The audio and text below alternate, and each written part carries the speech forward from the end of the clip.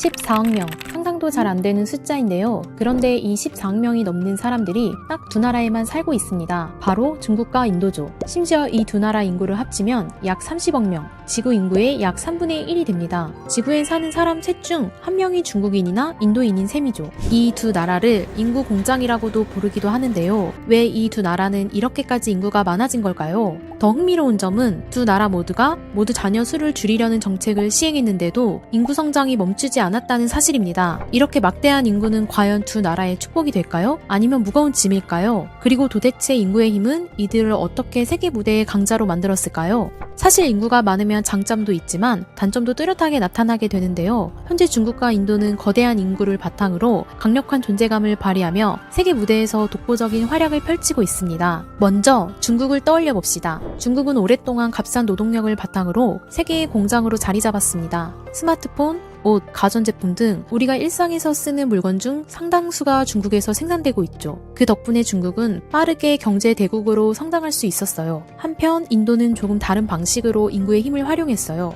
인도는 IT 아웃소싱과 프로그래밍 인재를 바탕으로 미국 실리콘밸리의 중요한 파트너가 되었죠. 구글과 마이크로소프트의 CEO들이 인도 출신이라는 점도 흥미롭죠. 이는 단순히 인구가 많다는 것을 넘어 인재를 키워 세계 무대에 내보낸 결과입니다. 중국과 인도는 인구를 군사력과 외교적 영향력으로도 활용합니다. 중국은 세계 2위의 군사비를 지출하며 아시아의 패권을 노리고 있죠. 인구 덕분에 중국은 방대한 군대를 유지할 수 있었던 거죠.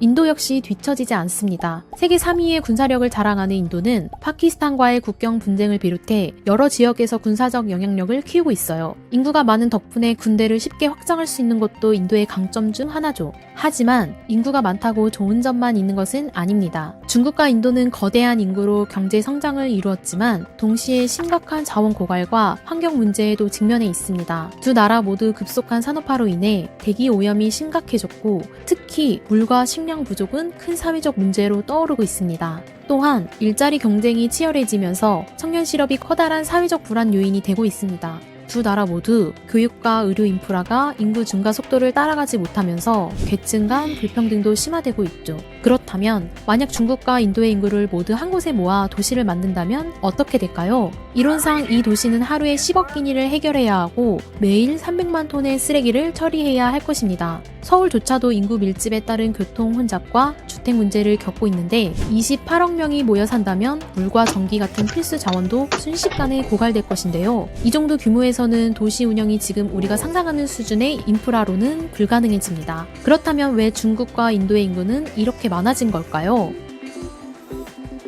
중국과 인도는 각각 황허강과 겐지스강 같은 비옥한 강 유역을 중심으로 발전했습니다. 이 지역들은 농업 생산량이 높아 많은 사람들을 먹여 살릴 수 있는 조건을 갖췄고 이는 인구 증가의 중요한 밑거름이 되었죠. 농업에서는 많은 노동력이 필수적인데 자녀를 많이 낳는 것이 가정의 경제적 안정과 직결되었고 이는 두 나라에서 다산을 미덕으로 여기는 문화를 형성했습니다. 사실 인도와 중국이 과거부터 인구가 많았다고 해서 출산율이 다른 나라들보다 특별히 높았던 것은 아닙니다. 중요한 것은 이미 많은 인구가 존재했기 때문에 시간이 지날수록 그 숫자가 자연스럽게 더 크게 불어났다는 점이죠. 은행 예금에 비유하자면 100만 원을 예치해 1년에 2%의 이자를 받으면 2만 원이지만 1억 원을 넣으면 같은 이율로 200만 원의 이자를 받게 되는 것과 같습니다. 인구가 많을수록 조금의 증가만으로도 전체 규모는 훨씬 더 크게 늘어나는 원리입니다. 즉 초반부터 인구가 상대적으로 많았던 지역이었기 때문에 시간이 지날수록 그 숫자가 자연스럽게 더 크게 불어났다는 것입니다. 이를 인구 모멘텀이라고 하는데 이 개념은 두 나라의 인구 증가를 설명하는 핵심적인 원리입니다. 1980년대에는 중국의 출산율이 평균 6명에서 2명으로 줄었음에도 불구하고 2020년까지 4억 명이나 늘었죠.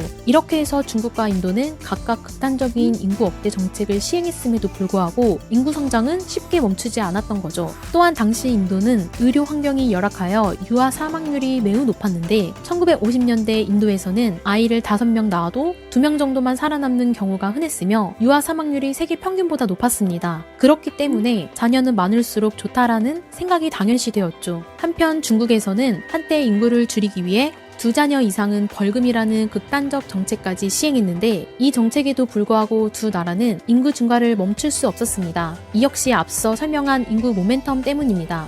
출산율이 낮아져도 이미 인구가 많기 때문에 당분간 인구가 계속 늘어나는 거죠. 20세기 이후에는 두 나라 모두 공공보건과 의료기술의 발전을 통해 출생아 사망률을 크게 줄였습니다. 이는 더 많은 아이들이 성인으로 성장할 수 있도록 만들었고 인구 증가를 더욱 가속화했습니다. 이러한 흐름 속에서 인도는 2023년 4월 중국을 넘어 세계에서 가장 인구가 많은 국가가 되었습니다. 그렇다면 앞으로 두 나라는 어떻게 이 거대한 인구를 관리할까요? 전문가들은 인도가 중국을 제치고 세계 경제의 중심지로 떠오를 가능성이 높다고 예측합니다. 인도는 젊은 인구 비율이 높고 이는 혁신과 창업의 중요한 원동력이 됩니다. 이미 IT와 스타트업 산업에서는 인도가 두각을 나타내고 있죠. 그리고 인도는 도시를 스마트하게 변화시켜 폭발적인 인구 증가를 관리하려는 시도를 하고 있죠. 반면에 중국은 급속한 고령화 문제에 직면해 있습니다. 중국의 한 자녀 정책으로 출산율은 크게 감소했지만 미래에는 젊은 인구가 부족해지고 동시에 고령화는 가속화될 것인데 중국은 이 문제를 로봇과 인공지능으로 해결하려고 하고 있습니다. 어쩌면 이 두 나라가 인구 문제를 해결하는 방식이 미래 전 세계의 표준이 될 수 있지 않을까요? 결국 중요한 것은 중국과 인도의 선택은 단순히 두 나라의 문제가 아니라 우리 모두 미래에 영향을 미칠 중요한 문제일 것이죠. 오늘 영상은 여기까지입니다. 다음 영상에서 더 흥미로운 주제로 찾아뵙겠습니다.